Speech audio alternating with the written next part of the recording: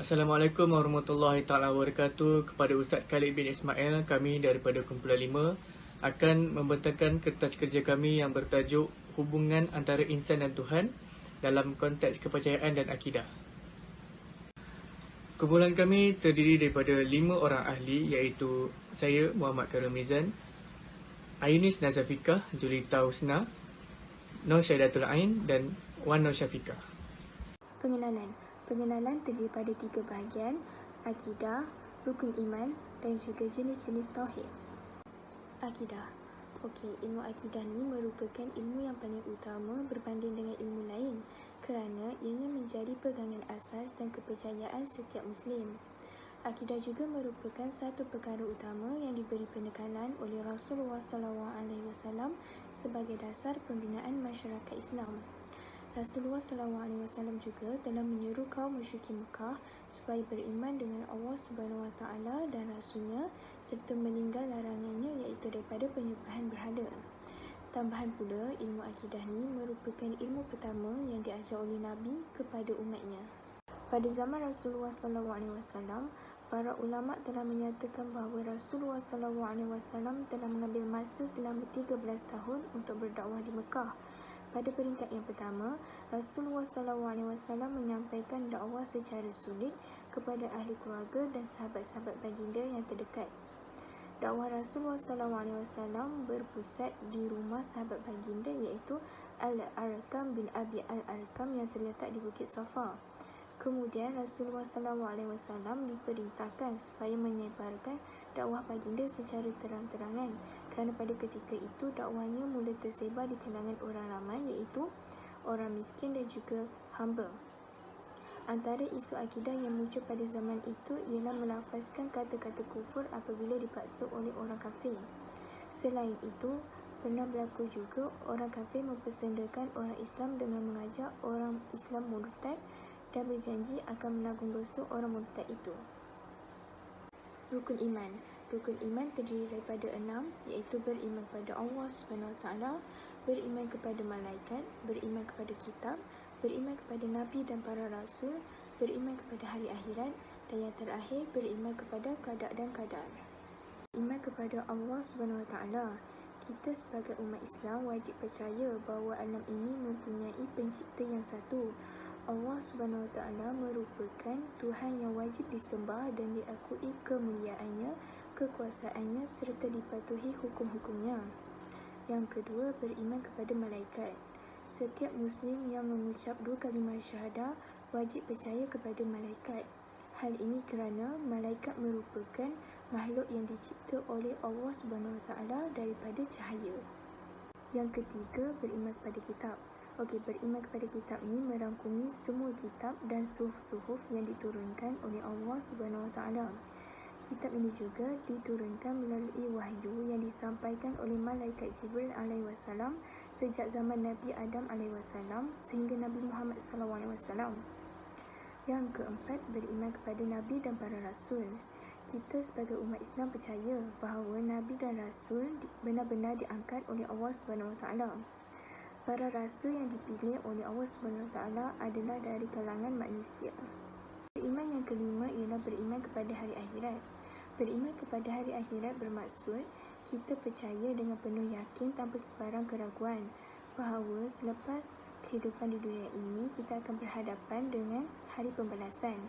Pada ketika itu, manusia akan dibangkitkan dan segala amalan mereka akan dihitung. Rukun iman yang terakhir ialah beriman kepada qada dan qadar. Kita sebagai manusia yang dicipta oleh Allah SWT, kita sering diduga dengan pelbagai masalah yang bertujuan untuk menguji keredaan kita. Tetapi kita percaya bahawa setiap perkara yang berlaku itu adalah ketentuan Allah SWT. Jenis-jenis tauhid terbagi pada 3: tauhid rububiyah, tauhid uluhiyah, tauhid al-asma wa al-sifat. Untuk tauhid rububiyah ni, dia bermaksud meyakini bahawa Allah SWT adalah Tuhan langit dan bumi dan tidak bersekutu dengan ciptaannya. Dialah yang mencipta sekalian makhluk dan mengatur perjalanan kehidupan seseorang serta berhak menghidupkan dan mematikan. Untuk tauhid uluhiyah pula, bermaksud keyakinan yang pasti hanya kepada Allah SWT sebagai Tuhan yang Esa, ianya akan membawa seseorang manusia itu ke kemuncak tujuan hidupnya yang sebenar. Yang terakhir, Tauhid Al-Asma wa Al-Sifat, yang bermaksud mengesakan Allah Subhanahu wa Ta'ala dari segala sudut namanya dan sifatnya. Dalam tauhid ini juga ada menceritakan bahawa Allah Subhanahu wa Ta'ala sama sekali tidak menyerupai dan menyamai dengan sifat-sifat makhluknya yang lain.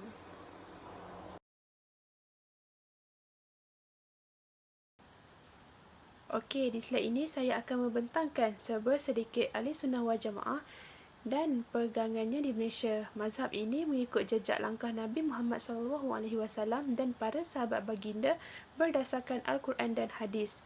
Nama ahli sunnah wal jamaah muncul setelah berlakunya perpecahan di kalangan umat Islam.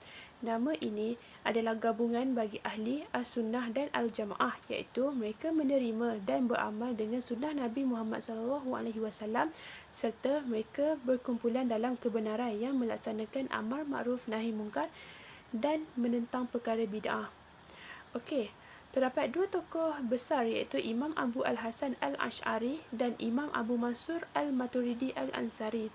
Tokoh-tokoh ini banyak menyumbang kepada ahli sunnah wal jamaah dan mereka memerangi Mu'tazilah. Imam Abu Al-Hasan Al-Ash'ari menentang Mu'tazilah di Iraq, manakala Imam Abu Mansur Al-Maturidi Al-Ansari di Samarkand. Para ulama memberikan gelaran Imam Ahli Sunnah wal Jamaah kepada mereka berdua kerana mereka bukan sahaja menerangkan akidah yang benar, tetapi mereka juga menerangkan kebatilan akidah yang batil, menolak perkara yang tidak jelas yang ditimbulkan oleh ahli bid'ah. Yang seterusnya adalah ciri-ciri umum golongan ahli sunnah wal jamaah ialah mereka yang berpegang dengan ajaran ini telah menjadikan Al-Quran dan As-Sunnah sebagai sumber yang berkaitan dengan akhlak, syariah dan ibadah. Kedua, mereka akan mengikuti ittiba, iaitu sunnah Nabi Muhammad SAW dan meninggalkan ibtidak, iaitu perkara-perkara yang bid'ah. Ketiga, mereka hanya mengagungkan Nabi Muhammad SAW dan tidak mengagungkan para imam dan ulama, tetapi mereka menghormati sahaja. Keempat, ahli sunnah wal jamaah ialah orang yang paling mengetahui tentang Nabi Muhammad SAW kerana mereka mengikut petunjuk, amalan, ucapan dan ketepatan yang ditinggalkan oleh baginda. Kelima, ahli sunnah wal jamaah dikenali sebagai firqah al-najiyah, iaitu mereka adalah golongan yang selamat dari kesesatan di dunia dan di akhirat. Mazhab Ahli Sunnah wal Jamaah adalah salah satu mazhab yang dominan di negara kita kerana kita berpegang dengan mazhab ini. Sebarang ajaran yang lain daripada ajaran Ahli Sunnah wal Jamaah adalah dilarang sama sekali dan dianggap sebagai ajaran sesat. Orang yang mengamalkan ajaran sesat adalah orang yang telah keluar daripada Ahli Sunnah wal Jamaah. Di negara kita, undang-undang Islam juga berasaskan pegangan ini. Oleh itu, pegangan Ahli Sunnah wal Jamaah bukanlah pilihan untuk umat Islam, tetapi ianya adalah suatu kewajipan untuk kita berpegang kepada ajarannya. Hal ini kerana ia adalah satu-satunya ajaran yang mengikuti jejak langkah Nabi Muhammad SAW dan para sahabat. Orang yang berpegang dengan pegangan ini akan selamat di dunia dan di akhirat kelak serta disayangi oleh Allah Subhanahu wa Ta'ala dan para nabi dan rasul.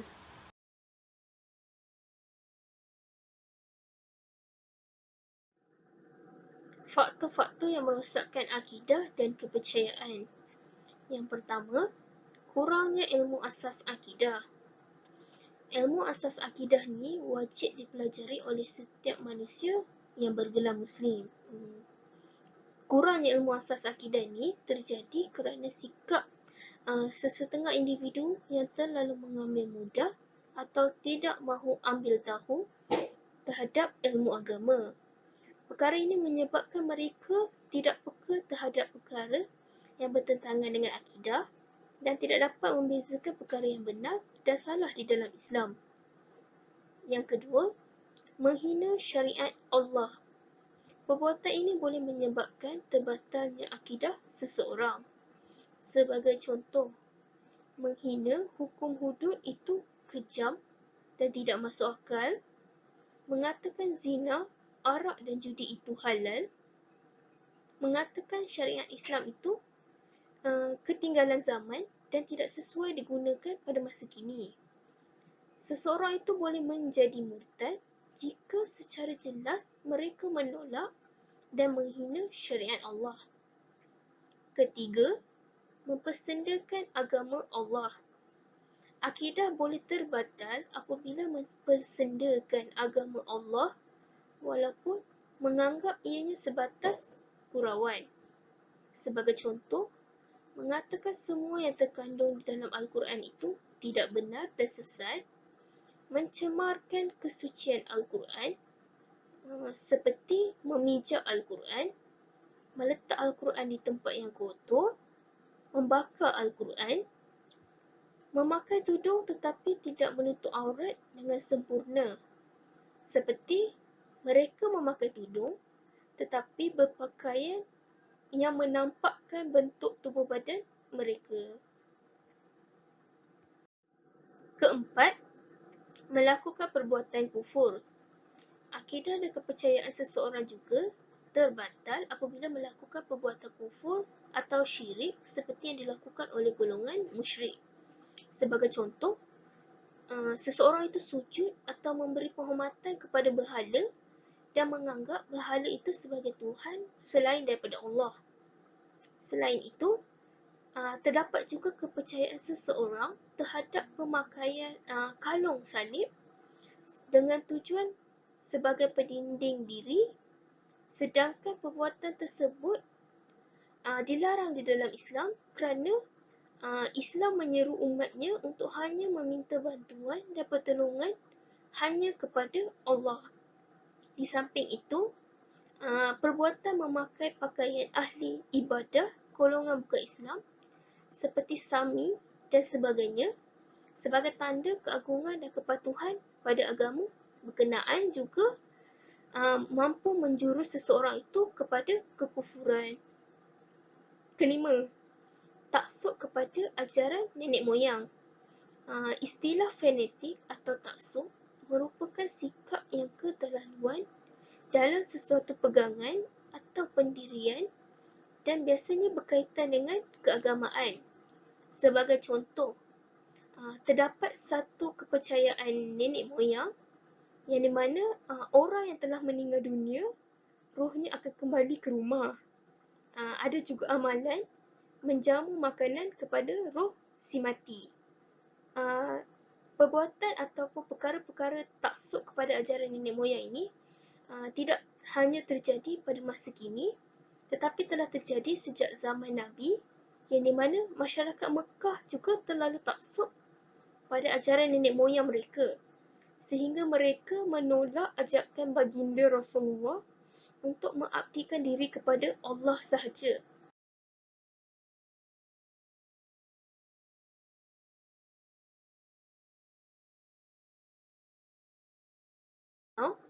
Kurangnya bimbingan agama daripada keluarga Muslim.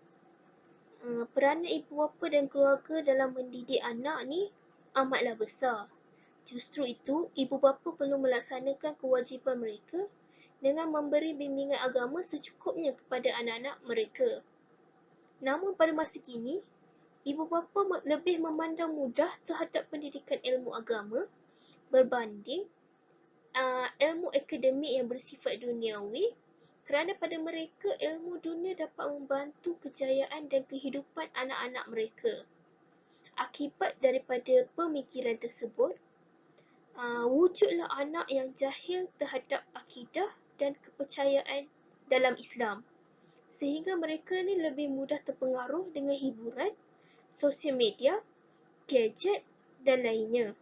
Sebagai contoh, mereka terlalu fanatik atau taksub dan mudah terpengaruh dengan perbuatan serta cara pemakaian artis idola mereka, yang di mana pemakaian dan perbuatan yang ditiru itu jelas jauh bertentangan dengan ajaran Islam.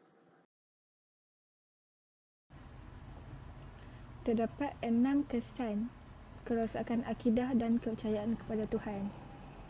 Yang pertama, dilaknat dan dibenci oleh Allah Subhanahu Wa Taala. Yang kedua, segala amal ibadat tidak akan diterima oleh Allah Subhanahu Wa Taala. Ketiga, terputusnya hidayah dan rahmat daripada Allah Subhanahu Wa Taala. Keempat, mewujudkan masyarakat yang mengangkat dan memperjuangkan syiar-syiar kufur. Kelima, melahirkan masyarakat yang membenci sesuatu daripada sistem Islam. Keenam, mendapat azab di akhirat. Yang pertama, dilaknat dan dibenci oleh Allah Subhanahu Wa Taala. Kerosakan akidah dan kepercayaan seseorang mampu untuk mengundang kemungkaran dan kebencian daripada Allah Subhanahu Wa Taala. Kebencian daripada Yang Maha Pencipta akan menyebabkan kehidupan seseorang itu menjadi tidak tenang dan sentiasa gelisah. Selain pada itu, segala aktiviti yang dilakukan akan menjadi tidak bermakna dan kosong. Hatinya juga akan menjadi buta dan tidak mendapat sinar kasih daripada Allah Subhanahu Wa Taala. Yang kedua, segala amal ibadat tidak akan diterima oleh Allah Subhanahu Wa Taala. Akidah merupakan benteng keyakinan dan kepercayaan dari hati manusia berdasarkan ajaran ilmu dan sumber yang sahih yang menjadi pegangan hidup. Jika seseorang individu itu telah rosak akidahnya, maka keyakinan dan kepercayaannya akan turut menyimpang daripada haknya. Hal ini berkaitan dengan sesuatu yang dipanggil halawatul iman. Halawatul iman adalah kemanisan iman. Kemanisan iman ini adalah merupakan sebaik-baik iman sebagai seorang Muslim.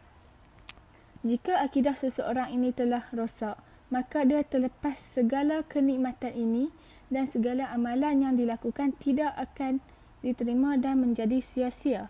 Sebagai contoh, solat 5 waktu sehari semalam, menunaikan haji dan berpuasa di bulan Ramadan.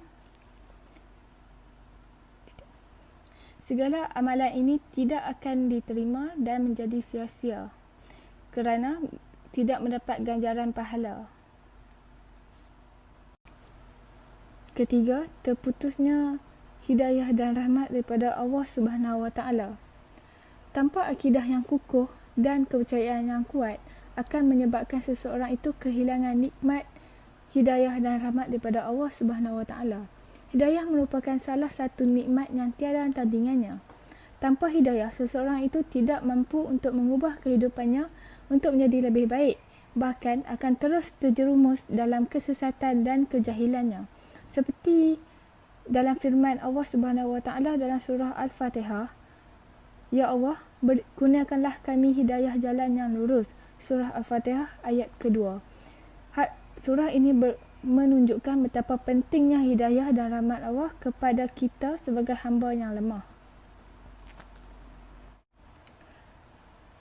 Yang keempat, mewujudkan masyarakat yang mengangkat dan memperjuangkan syiar-syiar kufur. Mewujudkan masyarakat yang memperjuangkan syiar-syiar kufur yang dapat memalingkan manusia daripada menjadikan Allah Subhanahu Wa Taala sebagai tempat pengabadian dan tempat untuk memohon pertolongan. Kebanyakan masyarakat masa kini mudah terpengaruh dengan perkara-perkara kufur dan syirik seperti berjumpa dengan tukang ramal, melakukan pemujaan roh, melakukan syirik atas perbuatan khianat dan macam-macam lagi. Setiap perkara yang dilakukan sudah pasti menjadi tujuan yang tidak baik. Hal ini menyebabkan akidah seseorang itu akan terpesong kerana memohon sesuatu yang bukan daripada Allah Subhanahu Wa Taala. Hal ini juga akan menyebabkan hati manusia menjadi hitam dan gelap kerana mempercayai bantuan daripada iblis dan syaitan yang sudah pasti tujuannya untuk menyesatkan anak-anak Nabi Adam SAW sehingga hari kiamat.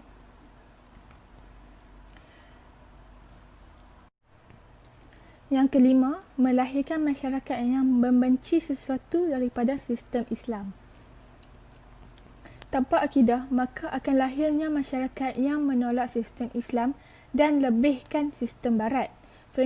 Fenomena ini banyak berlaku pada zaman sekarang. Masyarakat sekarang memandang sistem Islam ini adalah sebagai satu sistem yang sudah lapuk dan tidak relevan lagi untuk diperhatikan. Golongan muda zaman sekarang merupakan golongan yang banyak menolak sistem Islam untuk diperhatikan. Hal ini kerana jika sistem Islam diperhatikan, maka segala hiburan perlu ditinggalkan seperti meminum arak, mengunjung kelab malam dan pergaulan bebas dan sebagainya. Sistem Islam adalah ajaran dan teladan hidup yang berasaskan Al-Quran dan Sunnah. Seharusnya kita sebagai seorang Muslim perlu merasa mempunyai rasa tanggungjawab dan amanah untuk mempraktikkan dan mengamalkan dalam kehidupan seharian kita, sama ada dari segi pentadbiran, pengurusan dan apa jua bidang. Terdapat juga satu hadis yang diriwayatkan oleh Imam Malik yang bermaksud, aku tinggalkan kepada kalian dua perkara yang kalian tidak akan tersesat selama-lamanya, dan berpegang teguh dengan keduanya, iaitu Kitabullah dan Sunnah Nabi. Hadis riwayat Imam Malik. Yang keenam merupakan yang terakhir, mendapat azab di akhirat. Jika seseorang itu hidup dengan akidah yang telah rosak, maka dia akan mendapat azab di akhirat. Balasan yang menunggunya sangat pedih. Allah Subhanahu Wa Taala akan menempatkannya di dalam neraka Jahannam dan menyiksanya sehingga kita tidak dapat membayangkannya dengan akal yang waras.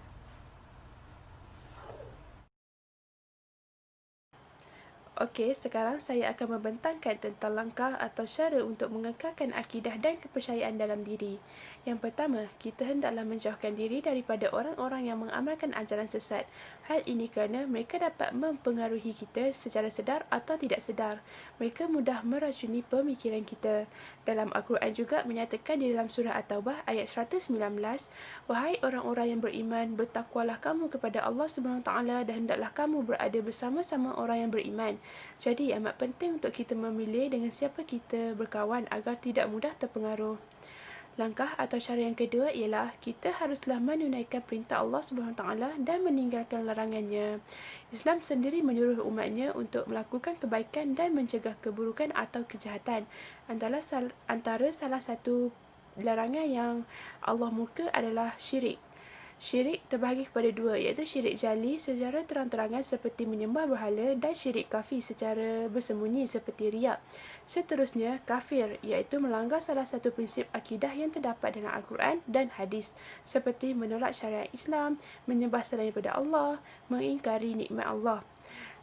Jadi, haruslah menunaikan perintah Allah seperti solat jangan tinggal, puasa kena penuh, sentiasa membaca Al-Quran dan melakukan kebaikan terhadap orang lain. Yang ketiga, berpegang teguh kepada ahli sunnah wal jamaah. Hal ini kerana ia adalah pegangan yang dipercayai oleh Nabi Muhammad SAW dalam menentang perkara bid'ah. Di dalam riwayat Baihaqi ada menyatakan, wahai manusia, sesungguhnya aku telah meninggalkan kamu dua perkara, iaitu kitab Allah dan al-sunnah.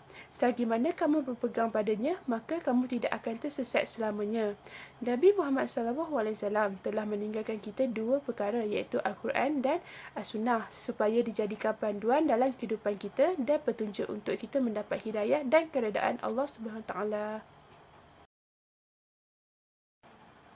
Yang keempat ialah mempelajari ilmu agama dengan seseorang yang diiktiraf dalam bidang akidah. Ilmu adalah jambatan dalam kehidupan untuk kita menuju kejayaan. Islam juga menyuruh kita untuk menuntut ilmu kerana orang yang menuntut ilmu sama seperti orang yang tengah berjihad. Amat penting untuk kita belajar ilmu agama dengan orang yang diiktiraf kerana semestinya mereka akan menyampaikan ilmu dengan betul tanpa ada unsur ajaran sesat. Kita dapat membezakan dengan mudah antara mana yang halal, mana yang haram, apa yang patut kita buat dan apa yang patut kita tinggalkan. Okey, yang kelima, memperbanyakkan berdoa untuk memohon petunjuk. Doa merupakan pelindung dan senjata kepada setiap orang mukmin dari godaan dan hasutan syaitan serta dari kejahatan manusia. Doa adalah penghubung kita dengan Allah SWT. Allah SWT amat mengasihi dan menyukai akan hamba-hambanya yang selalu berdoa dan meminta sesuatu kepadanya. Allah SWT ialah maha mendengar. Jadi berdoa bukan saja kita boleh buat selepas kita habis solat, tapi kita boleh berdoa di mana saja kita berada, bila-bila masa. Okey, yang terakhir ialah memperketatkan undang-undang agama Islam. Langkah atau cara ini haruslah dititik beratkan oleh pemimpin. Negara kita adalah negara yang majoritinya umat Islam. Dan seperti sedia maklum, kita juga mempunyai undang-undang Islam di negara kita. Pihak berkuasa haruslah membuat penyiasatan yang lebih mendalam tentang penyebaran agama supaya tiada umat Islam yang menyebarkan ajaran sesat atau menganuti ajaran sesat. Mengenakan hukuman yang setimpal kepada mereka yang telah menyebarkan ajaran sesat.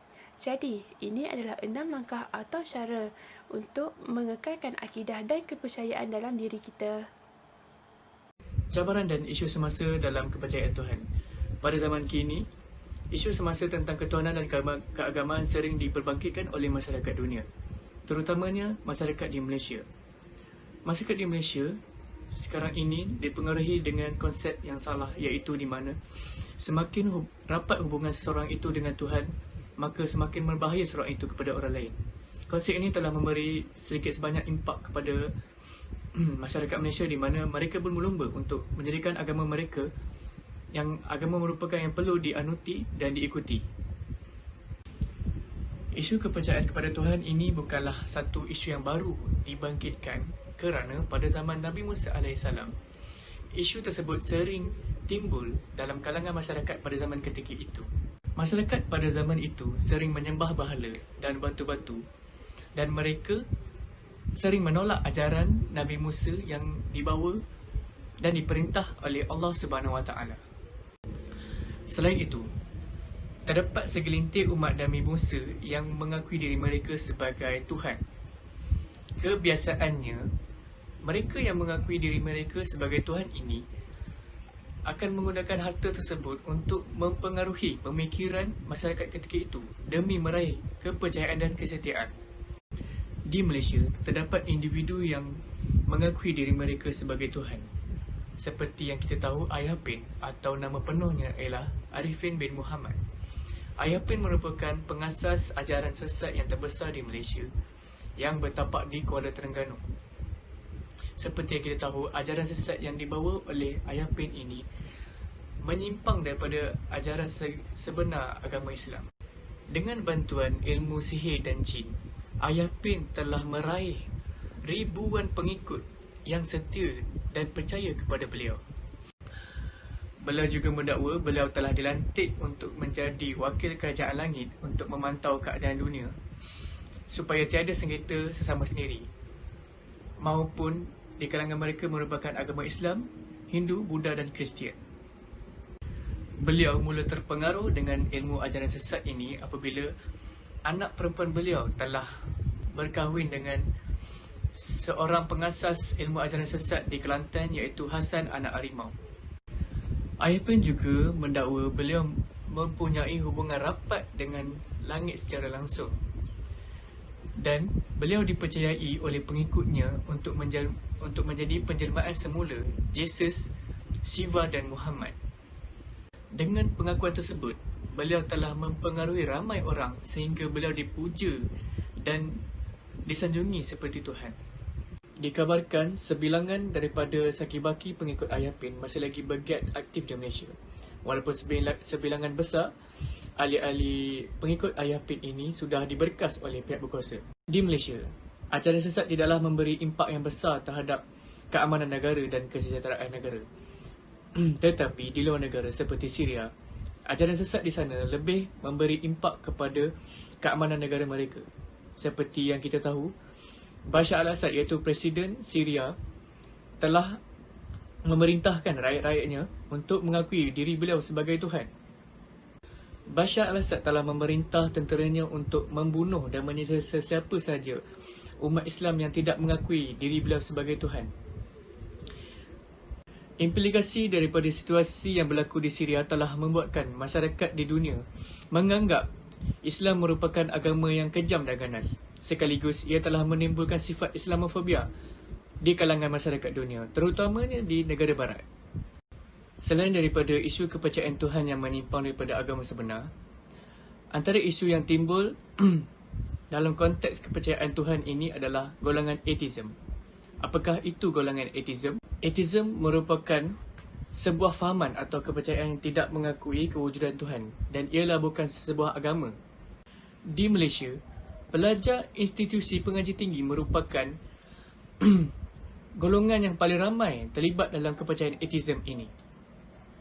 Kepercayaan atheism boleh dibahagikan kepada tiga, iaitu pantheism, dogmatik dan apophatic. Kebanyakan golongan atheism di Malaysia mempercayai fahaman pantheism, di mana fahaman pantheism ini mempercayai teori Darwinisme yang percaya akan manusia berasal daripada evolusi buruk.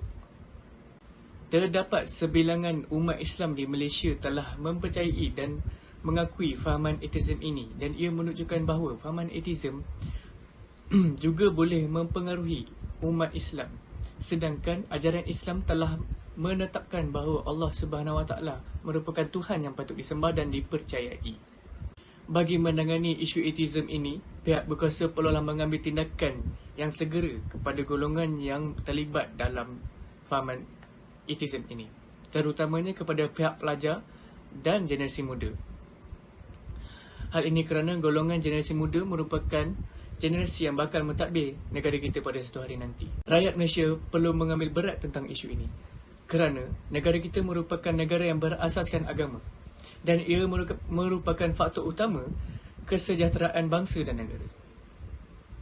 Kesimpulannya, orang yang mempunyai pegangan akidah yang cukup tidak akan melakukan sebarang kesalahan, kekufuran atau keingkaran sama ada secara terang-terangan atau bersembunyi.